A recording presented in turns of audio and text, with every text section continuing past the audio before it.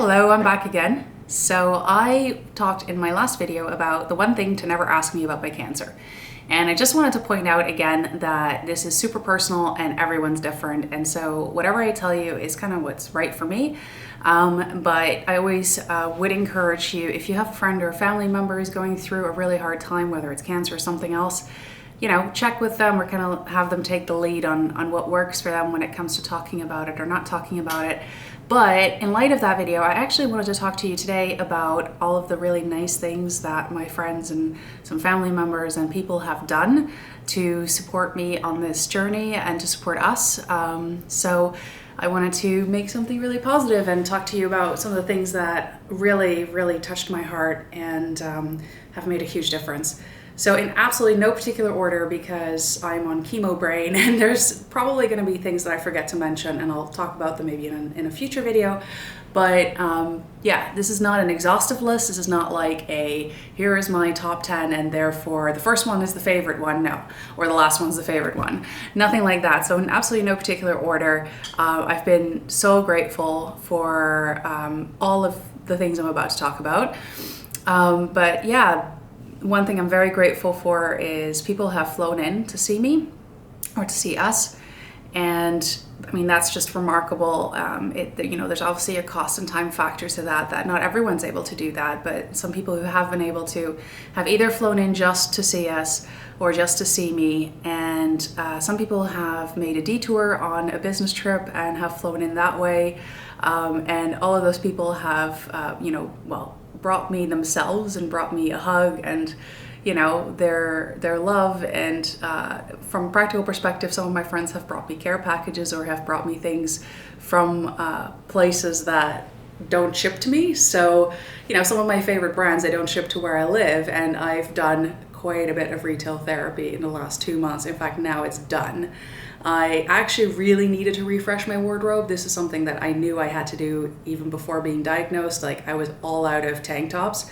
I had one ratty old tank top that was falling apart at the seams that I got like 14 years ago at uni.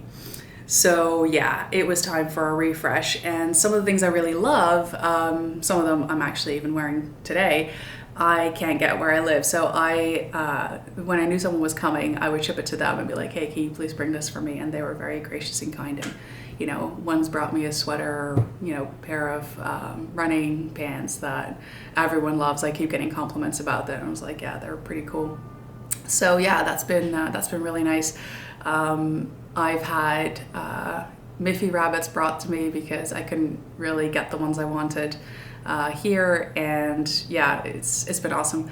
Other things people have done that are amazing are just reaching out. Like, sometimes I don't have the energy to reach out to everyone I want to. I've had actually looming on my list plans to reply to all the emails I got while I was in the hospital, and I still haven't. And in part it is because I have to keep sort of repeating the same story over and over again, like, how am I doing now? I'm really sorry I didn't reply sooner. But what I really appreciate is when people do keep reaching out, because now that I'm feeling quite a bit better and I'm able to do more when it's fresh on my mind or fresh in my inbox or fresh on my phone, then obviously it's a lot easier for me to just type up a quick reply when I don't have too much tingling in my hands or stuff like that. That's the other thing. Like, sometimes I can't reply because I have side effects from chemotherapy. But when people keep reaching out, they give me a call and say, how are you doing? What I love too is when they just talk to me about their day. Tell me about your kids. Tell me about what's going on. Tell me about something that's bugging you. Like, I've had a number of friends go like, oh no, I don't want to bother you with my problems, and they're nothing compared to yours. And it's like, it's not a contest here. We're not comparing life's troubles with each other. We're not doing this like, hey, who has it worse? It's not like that. And I like to try and feel as healthy and normal as possible anytime that's possible. So if you're my friend and you've reached out, I absolutely want to talk to you about your problems. Hell, even if you're not yet my friend, maybe we'll make new friends. But the point is, I really like it when people just kind of treat me as normal. I love that people have reached out and asked what works for me. So they've said, hey, do you want to talk about it? Do you not want to talk about it? You can call me anytime to cry or to yell or to just vent. And I'm more of a frustration venter. Like if something is going on, like I'm dealing with navigating the medical system or looking for other treatment options, then sometimes having a good vent is really nice. Like I make another video about this, but I had my feeding tube replaced and it changed my life.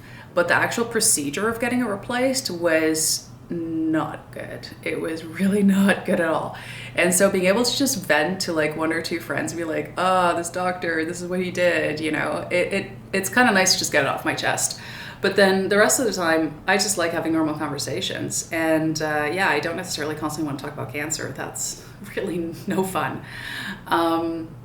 So in light of also that, I've had to cancel on friends at times. Like it's great to see people. I love seeing people, but I can only do so much in a day. And sometimes I feel great and other times I don't feel so good or I'm tired or what have you. And this stuff changes day by day. So it's just unexpected. And I always feel really bad to bail on people, especially if they've, you know, made plans to come and see me because I can't go to them. And every single one has been so understanding and so kind about it that I still feel bad, but I feel less bad about having to cancel. And I'm starting to learn to be kinder to myself as well, as people are so kind to me. I think it's inspiring me to also be kind to myself and to really work on reducing stress and reducing how I think about things if they are not positive. And a lot of that has to do with self-kindness and self-care, and you know, not all of it, like it's not that you're having bad thoughts, it means you're unkind to yourself. That's not what I'm trying to say, but it is helping me address those thoughts. So yeah, those are some of the really nice things. Then also when I was in the hospital, a friend came to visit that I hadn't seen in like 10 years and brought food, and that's awesome too. Like, please don't send me food now though. One is several friends actually wanted to bring food or have in fact brought food, and it's like, yeah, I can't eat. Not the conventional way anyways. I'm not sticking it in a blender. Like, you know, if you bring this really nice dessert, I'm not going to stick it in a blender and shoot it through my feeding tube.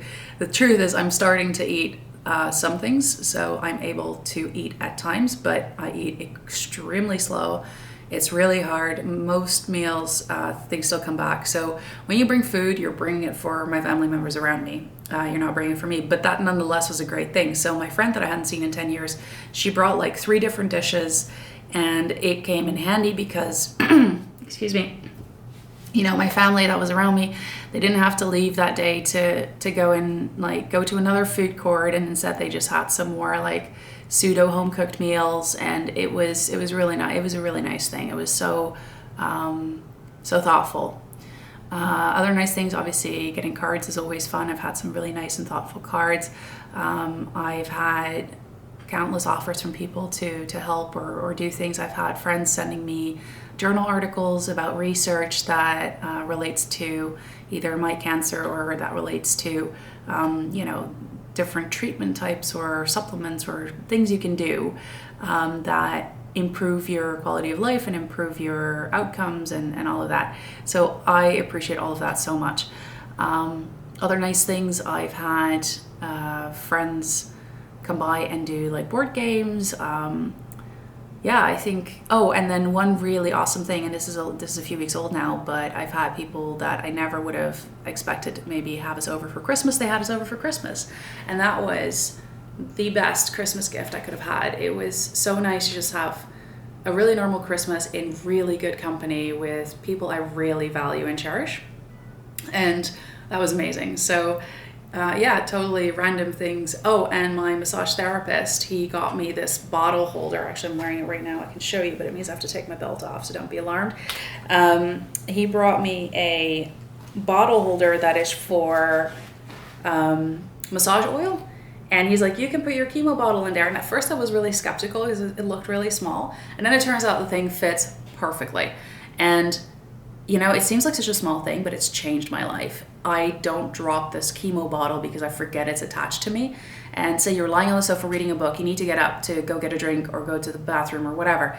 You get up, you walk 2 steps, and suddenly you're dragging this bottle behind you, which, by the way, is stuck into your chest with a giant needle. Well, giant, it's about that size. And the needle is thick. And you don't want that thing coming out. So even though it's attached with like a plaster, you can sort of see, it's attached with a plaster, I have yanked it a number of times. Every time it falls, like it's just, you would think it would be easy to remember that you have something attached to you and constantly grab it or have it in a pocket. But A, it falls out of pockets. And then B, trust me, you forget it's there. And then you get up and the thing plops off. And this is just brilliant. It's better than a fanny pack because fanny packs. And it's better than carrying a purse and have like cross body strap around you the whole day. That's not that comfortable when you're doing it all day long indoors. And plus I feel like I look funny. This feels a lot nicer. So it's totally random act of kindness from someone I don't even know very well at all. And I think that's kind of it for now. Again, I will have forgotten to mention things. And I'm sure it'll come up in another video, but here's just some of the things that people have done. And so, again, if you have a friend or a family member going through a difficult time, be it illness, be it something else, maybe there's a little bit of inspiration in some of the things I've mentioned. Trust me, a lot of us probably just really want to feel normal, but our rhythm and energy is changed. And so if you can adapt to that, and if you can help us feel normal without us having to go out, then that's awesome. And yeah, again, everyone's different. So this is just my perspective, but hopefully there's something in there that either is inspiring to you, or also some of you that have done some of these things or other things that are really nice for me and you're watching. Thank you so much. It makes a difference. It really, really does. Just hearing from you is awesome. Even if you can't come visit, it's just nice to know there's people out there who really care. So thank you. And thank you for watching. Bye. See you next time.